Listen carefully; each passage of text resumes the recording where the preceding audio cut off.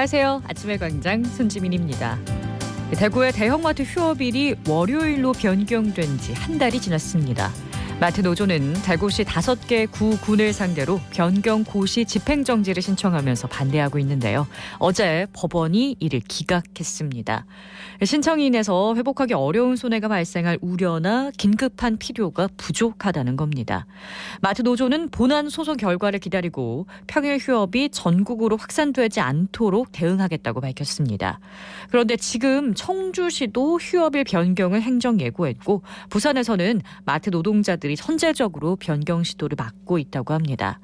대구에서 쏘아올린 대형마트 규제 완화의 신호탄은 그 파장이 점점 커지는 모양새네요. 3월 15일 수요일 아침의 광장입니다. 먼저 이 시각 교통 상황과 날씨 전해드립니다. 서유리 리포터. 네, 먼저 고속도로 상황입니다. 중부내륙지선 창원 방향 서대구 영업소부터 남대구 나들목까지 제속도 못 내고 있습니다. 대구 포항고속도로 포항 방향은 팔공산 나들목에서 도동분기점까지 서행하고 있습니다. 이어서 시내도로 살펴봅니다. 검단로 검단내거리에서 복현오거리 방향 신호 2번에 지나고 신천 좌안도로 상동교에서 파동 방향은 파동 대구 장애인 종합복지관 입구 앞 가장자리 차로에 승용차 추돌사고 발생했습니다. 국제보상로 청구내거리에서 벤처밸리 내거리 방향 청구내거리 100m 지난 지점 2차로에 승용차가 고장으로 정차 중입니다. 청구내거리 쪽 지나신다면 2차로 피해서 이동하시기 바랍니다. 구미는 세무서 내거리에서 인동광장 방향 세무서 내거리 100m 지난 지점 3차로에 승용차 추돌사고 있습니다. 끝으로 날씨입니다. 오늘 대구와 경북 하늘은 구름 많겠습니다. 건조특보도 발효돼 대기가 매우 건조하고 바람도 강하게 불겠으니 쓰레기 소각과 논밭 태우기 금지 등 산불과 각종 화재 예방에 유의하시기 바랍니다. 오늘 낮 최고 기온은 19에서 23도까지 오르겠고요. 내륙을 중심으로 일교차가 15에서 20도 내외로 크겠으니 건강관리 잘 해주시기 바랍니다. 한편 대기 확산이 원활해 미세먼지 농도는 보통 수준 보이겠습니다. 현재 대구의 기온은 8.1도, 습도는 64%입니다. 지금까지 서유리였습니다.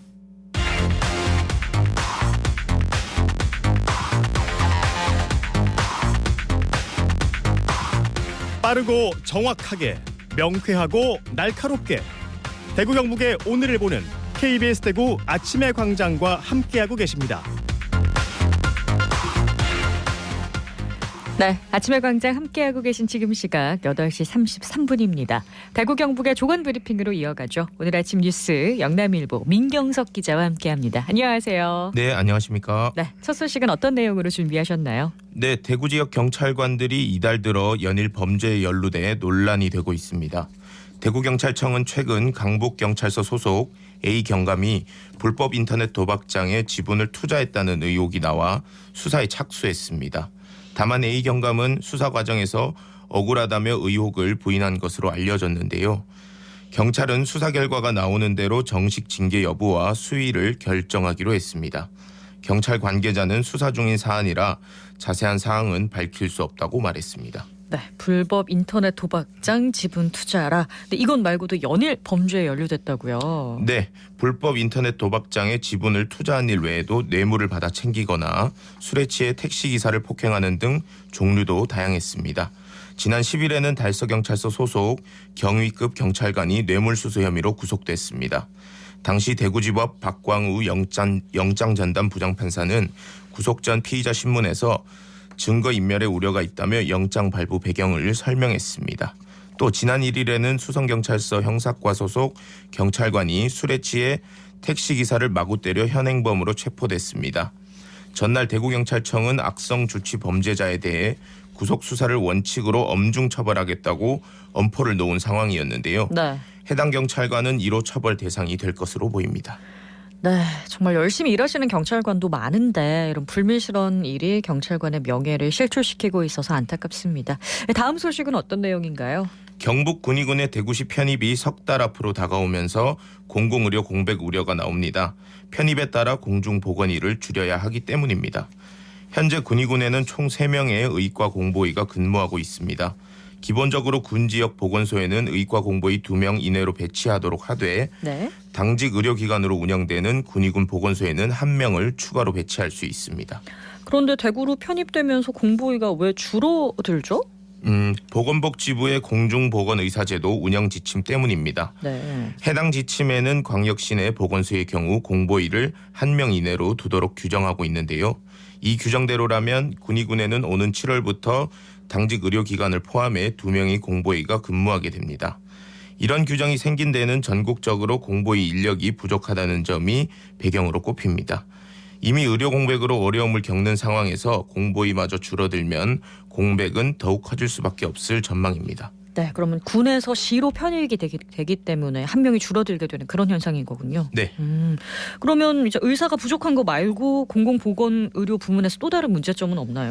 찾아가는 산부인과 사업도 종료될 것으로 보입니다. 산부인과 진료 버스를 활용해 의료 접근도가 낮은 지역의 임산부에게 산정관리 서비스를 제공하는 제도인데요. 네. 경북도 자체 사업으로 이뤄지고 있어 대구로 편입될 경우 사업을 더 이상 이어나갈 수 없게 됩니다. 대구로 편입된다고 해도 의료 접근도가 갑자기 높아지지 않기 때문에 대책을 좀 찾아야겠는데요. 네, 그렇습니다. 군의군은 공보위 감축 우려에 따라 보건복지부의 예외 규정 적용을 건의해둔 상태입니다. 다만 공보위 수가 워낙 줄어든 상황이라 긍정적인 답변이 올지는 미지수입니다. 산부인과 진료버스 운영의 경우 보건복지부 공모사업 신청을 통해 공백을 메우는 방안을 검토하는 것으로 알려졌습니다. 네, 좀 융통성 있게 시민들의 복지를 위하는 방안으로 해결이 됐으면 좋겠습니다. 다음 소식도 들어볼까요? 네, 대구시의회가 구속된 의원에게 월정수당을 제한하는 조례를 통과시킬지 관심이 쏠립니다. 조례 개정 논의는 지난해 11월 전태선 의원이 공직선거법 위반 혐의로 구속되면서 처음 시작됐습니다. 대구시의원은 매달 월정수당 338만 원과 의정활동비 150만 원을 받는데요. 네. 구속된 의원에게도 월정수당이 지급되고 있다는 점이 문제가 됐고 이를 제한하기 위한 조례 개정이 필요하다는 목소리가 나왔습니다. 네. 이에 따라 대구시의회는 오는 23일 운영위원회를 열고 대구시의회 의원 의정활동비 등 지급에 관한 조례, 개정조례안 등 4건의 안건을 심사합니다. 국민권익위원회도 지방의원의 구속기간 월정수당 등 미지급 규정을 마련할 것을 권고했습니다. 네. 통과가 될지 지켜보고 다음에 한 번 더 나눠보도록 하겠습니다. 이야기. 네, 마지막 소식 알려주시죠. 네, 25년 전 대구 여대생 성폭행 사망 사건과 관련해 범인으로 지목된 스리랑카인이 현지 대법원의 최종 판단을 받게 됐습니다. 네. 법무부는 지난해 12월 스리랑카 대검찰청을 방문해 현지 1, 2심에서 증거 불충분으로 무죄를 받은 57살 스리랑카인에게 요청한 상고를 현지 대검찰청이 받아들여 오는 12월 최종심을 앞두고 있다고 밝혔습니다. 25년 전 사건을 지금요. 이 사건이 그러면 언제 발발이 된 거죠? 이 사건은 1998년으로 거슬러 올라가는데요. 대구 모 대학에 다니던 정모 씨가 고속도로에서 교통사고로 숨진 채 발견된 뒤 검찰이 성매매 혐의로 붙잡힌 A 씨와 정 씨 속옷에서 나온 DNA가 일치해 공소시효 직전인 2013년 A 씨를 기소한 바 있습니다. 네, 현지 법원의 올바른 판단 기다려보겠습니다. 오늘 아침 뉴스 여기까지 듣죠. 고맙습니다. 네, 감사합니다. 네, 안녕하세요. 상인동에 사는 권준모라고 합니다. 평소 배우고 싶었던 기타를 같이 사는 동네 주민들하고 함께 새로 배우고 있습니다. 처음엔 기타 줄도 많고 손가락이 많이 아픈데 함께 하시는 분들과 노래도 같이 부르면서 연습을 하니까 되게 즐겁고 많은 에너지를 얻을 수 있는 것 같습니다. 제일 처음에는 그냥 동요를 했어요. 그래서 쉽게 할 수 있는 동요부터 해서 지금은 7080 노래를 조금씩 배우고 있는데요. 옛날 생각도 많이 나고 함께 있는 주민들하고도 부를 수 있어서 너무너무 좋은 것 같습니다. 사람들하고 함께 하니까 서로 유대관계도 좋아지고요. 즐거운 음악을 같이 하면서 노래도 같이 할 수 있어서 더 좋은 것 같습니다. 지금 이제 시작하는 단계인데요. 많이 연습을 해서 함께 하시는 분들과 함께 지역 동네에서 자그마한 음악회라든가 연주회를 해서 동네 주민들과 함께 좀 즐겼으면 좋겠습니다.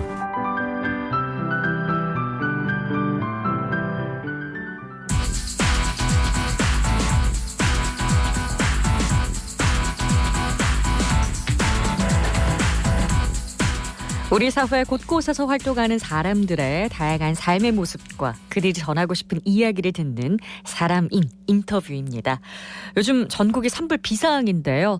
현재 산불 재난 국가 위기경보가 경계로 높아졌습니다.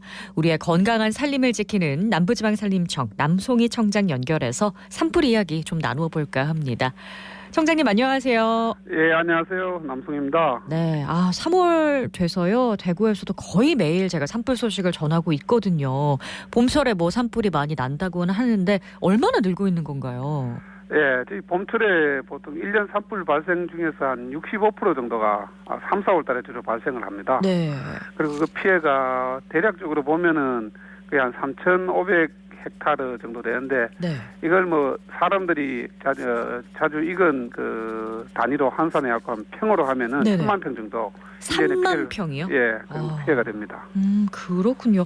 요즘 근데 매일 산불이 일어나는 것 같아요. 전국적으로도 맞죠? 예, 뭐 봄철에 대부분 일어나는 게 지금 대부분 발생하는 원인이 네. 그 농사 준비하면서 논밭 등에 그 잡초를 제거하려고 하는 소각행위라든지 네. 또는 봄철에 집 주변에 쓰레기를 태우면서 그 올라가거나 또 이게 해빙기가 되면서 네. 건축 공사가 많이 일어나는데 용접이라든지 지난해 울진에 산불 났듯이 용접이나 뭐 건물 수리하면서 그런 경우가 대부분 많고 어떤 분들은 그 연탄재나 아직도 연탄이나 그 집에 나무로 불 떼고 네. 다 탔는 줄 생각하고 버렸다가 네. 이제 산불 나고 하는 경우가 되게 많습니다. 그렇군요. 봄철에 정말 조심을 해야 되는데요. 사실 도시에서는 산불 위기경보 이런 걸 원래 체감을 잘 못하다가 최근에는 대구의 앞산에서도 막 불이 나고 이러면서 사람들이 화들짝 놀랐었거든요. 예. 네, 그러면서 이제 산불이 심각하다. 산불 위기경보가 경계 단계다. 이거 엄청 심각한 거 아니냐 이렇게 여쭤보시는 게 어떤 의미라고 볼 수 있을까요? 보통 국가의 방제 대책은 4단계로 되어 있습니다. 4단계요? 4단계 중에서 3단계 위험도가 가장 3단계 정도 되고 네. 마지막 최상위 4단계는 지난해 울진 산불처럼 완전히 국가에서 감당이 안 될 정도 수준이고 네. 현재 수준에서는 조그만 조그만 불씨가 이제 숲에 번질 수 던져지면은 있어서. 네. 그걸 뭐 헬기 한 10대 정도는 들어가야만이 커버할 수 있는 그런 정도로 상당히 위험한 수준이 있다고 생각하면 됩니다. 그렇군요. 그러니까 국가재난 바로 직전 단계다. 이렇게 예. 생각을 하면 될 것 같은데요. 최근에 경남 하동에서도 산불이 크게 나면서 진화대원 한 명이 숨지는 안타까운 일이 발생을 했었습니다. 산불 진화 현장에서 겪는 여러 가지 힘든 점들 좀 얘기를 해주세요. 예, 무엇보다 지난번 하동에서 진화대원이 이제 사망하는 일이 있었는데, 네. 애들 필요합니다. 근데 저희들이 산불 하면은 일단은 헬기에 의해서 주간에 진화를 하는 경우가 있고, 그다음에 네. 야간이 되면은 헬기는 대부분 이 눈으로 조종사들이 눈으로 보면서 네. 진화 활동을 하는데, 헬기 속도가 있고 이러기 때문에 만약에 시야가 1.5km까지 보이지 않으면은 헬기 운항이 국제적으로 금지가 되어 있습니다. 네. 특히 우리나라 같은 경우는 전선이 가는 전선이 많이 있기 때문에 네. 헬기에서 보이지 않는데 진화하다가 사고 난 경우가 상당히 많습니다. 밤중에요. 낮에도 또 전선이 안 보여서 사고 난 경우가 많습니다. 정말 그런 경우가 있고 조종사들 같은 경우는 물을 이렇게 담수할 때 네. 바로 1m 정도 바로 위에서 눈으로 이렇게 높이를 조정하면서 하는데 그때 네. 물불화가 많이 생기면서 시야가 안 보이는 경우도 있고 계속 그 작업을 하게 되고 네.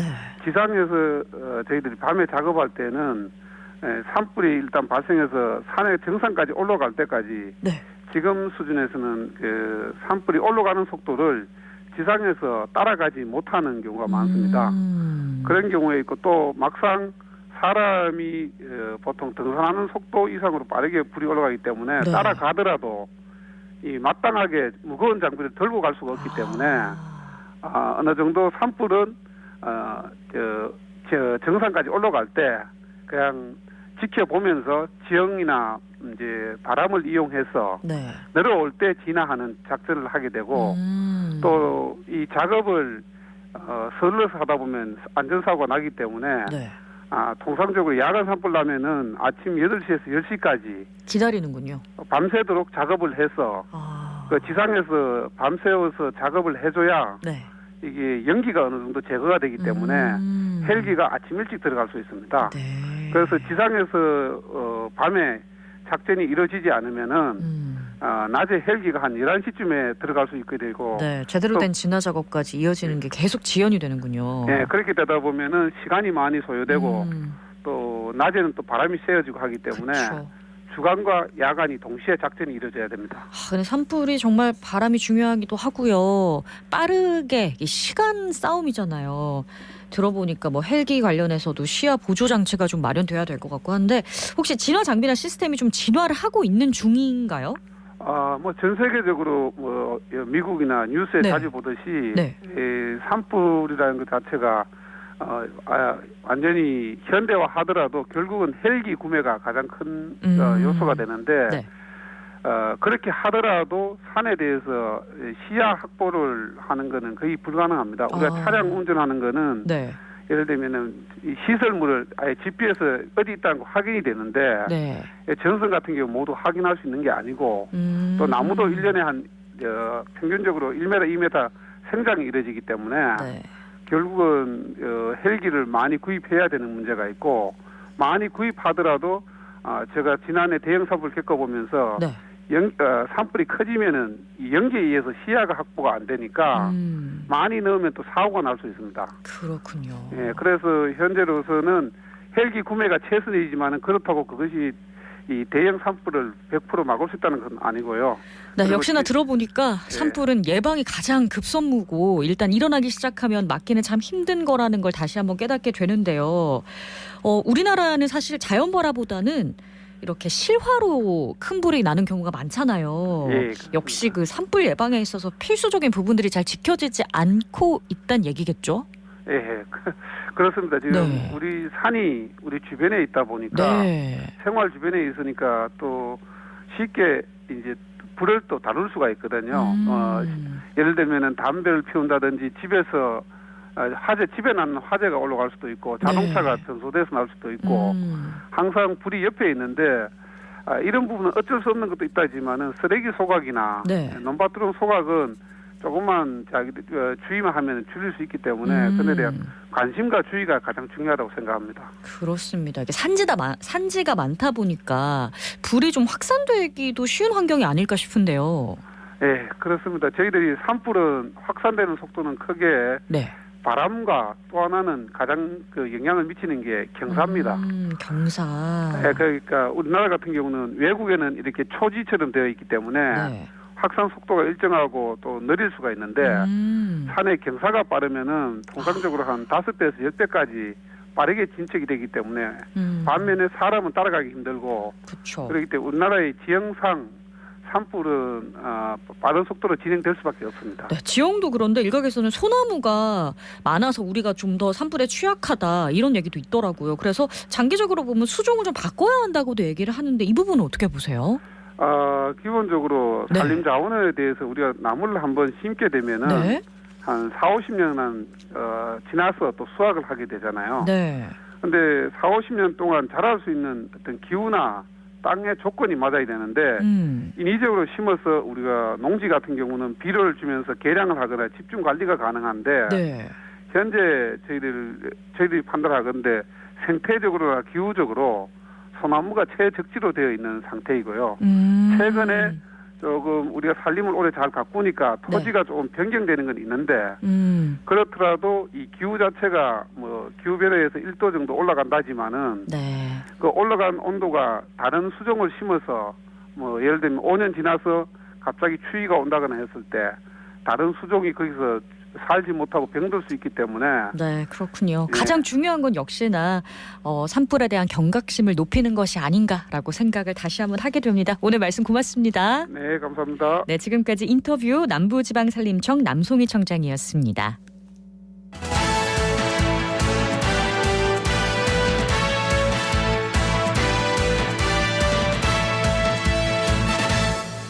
네, 아침의 광장 함께하고 계신 지금 시각 8시 49분 지나고 있네요. 키워드로 보는 지역의 정치권 소식 매일신문 김병훈 기자 연결합니다. 안녕하세요. 네, 안녕하세요. 네, 오늘 첫 번째 소식은 뭔가요? 네, 오늘의 첫 번째 키워드는 가창 편입에 불똥 튄 대구 정치권입니다. 홍준표 대구시장은 지난 9일 달성군 가창면을 수성구에 편입시키는 방안을 검토하고 있다고 밝혔는데요. 네. 국회의원 선거구 조정 문제에 직면한 대구 정치권은 실제 편입 여부에 촉각을 곤두세우고 있다는 소식입니다. 실제 편입 여부에 촉각을 곤두세우고 있다면 자세하게 어떤 식으로 흘러간다는 거죠? 네, 내년 4월 10일은 22대 국회의원 선거일인데요. 네. 이날로부터 22일 전인 3월 19일은 선거인 명부 작성 기준일입니다. 만약 달성군 가창면의 수성구 편입이 올 연말이나 내년 초에 완료되면 네. 가창 유권자는 당장 내년 총선부터 달성군 국회의원이 아니라 수성구 국회의원을 뽑게 되는 겁니다. 즉 편입에 따라 국회의원 선거구도 조정된다는 의미인데요. 선거관리위원회와 정치권에선 가창면이 수성구로 편입되면 바로 인접한 수성구 을 선거구에 포함될 가능성이 크다고 전망합니다. 네, 선거구 조정 같은 경우는 국회의원들이 굉장히 예민한 사항이라 현재 달성군 국회의원이죠. 추경호 경제부총리 겸 기획재정부 장관의 입장이 어떤지가 가장 궁금한데요. 네, 그렇습니다. 달성군을 지역구로 둔 추경호 부총리는 가창 편입 문제에 공식적인 입장을 내놓지 않고 있습니다. 행정구역 변경은 지방정부 소관으로 대구시와 달성군 그리고 수성구청이 주민 의견을 수렴해 결정할 사안으로 판단하는 것으로 보입니다. 다만 일각에서는 자신의 임기 중 가창 편입이 논의되는 데 대해 추 부총리 측에선 당연히 부정적일 수밖에 없다는 얘기가 나옵니다. 부정적일 수밖에 없다는 건 뭐 자신의 지역구 일부가 다른 지역구로 편입되는 게 싫어서일까요? 네, 그렇습니다. 가창면은 달성군 내 9개 연면 가운데 최대 면적을 차지합니다. 가창면 한 곳이 수성구 전체 면적보다 넓은데요. 네. 이를 통째로 수성구에 내어주는 게 달갑지 않을 것이라는 설명입니다. 아울러 가창은 인구가 7천여 명에 불과하지만 지역 내 보수 지지세가 가장 강고한 곳 중 하나인데요. 네. 가창이 수성구에 편입되면 달성군 입장에선 지난 3년간 전체 인구 증가분이 고스란히 사라집니다. 추경호 부총리 입장에선 가창면을 수성구로 내어줄 때 얻을 수 있는 실익이 하나도 없는 셈입니다. 네. 아울러 편입 도미노 효과로 인해 향후 다사읍과 합의면이 달서구로 묶일 수 있다는 우려도 나옵니다. 그러면 지역 내 보수 지지세가 견고한 가창면을 받을 수 있는 수성구 을의 입장은 어떨까요? 네, 수성구를 지역구로 둔 이인선 의원 역시 특별한 입장을 밝히지 않고 있는데요. 이 의원도 주민의견 수렴을 거쳐 지자체에서 결정할 일로 판단한 듯 보입니다. 그렇군요. 다들 입장 밝히기를 좀 유보하는 모양새네요. 다음 소식은 무엇인가요? 네, 다음 키워드는 본격화되는 원내대표 선거입니다. 지난 8일 개최된 국민의힘 전당대회가 김기현 대표 선출로 마무리됐는데요. 이제 정치권의 관심은 다음 달 예정된 차기 원내대표 선거에 쏠리고 있다는 소식입니다. 네, 조영 원내대표 임기가 얼마 남지 않아서 속속 후보군들이 나타나는 모양새죠. 네, 그렇습니다. 원내대표는 당내 서열 2위로 당대표와 더불어 투톱이라 불리는데요. 현재 주호영 원내대표 임기가 4월 초 종료됨에 따라 차기 원내대표 선거 열기가 서서히 달아오르고 있습니다. 네. 원내대표 선거는 의원들의 비밀투표로 진행되는데요. 현재 후보군으로는 대구 경북에선 윤재욱 의원, 부산, 울산, 경남에선 박대출, 김태호, 조혜진 의원, 수도권에선 김학용, 윤상현 의원 등이 거론되고 있습니다. 네, 지금 이 후보로 거론되는 분들의 이름을 좀 살펴보니까 달서구 을 지역구 윤재욱 의원이 아무래도 저희 입장에서는 가장 눈이 띄는데요. 네, 그렇습니다. 대구 경북에선 3선의 윤재욱 의원이 유일한 원내대표 후보군으로 꼽히고 있습니다. 실제 윤 의원은 동료 의원들과 식사 정치를 이어가며 사실상 선거 전에 착수한 상황인데요. 정치권에선 당대표가 PK에서 배출됐기 때문에 원내대표는 수도권 또는 TK 출신이어야 한다는 목소리가 나옵니다.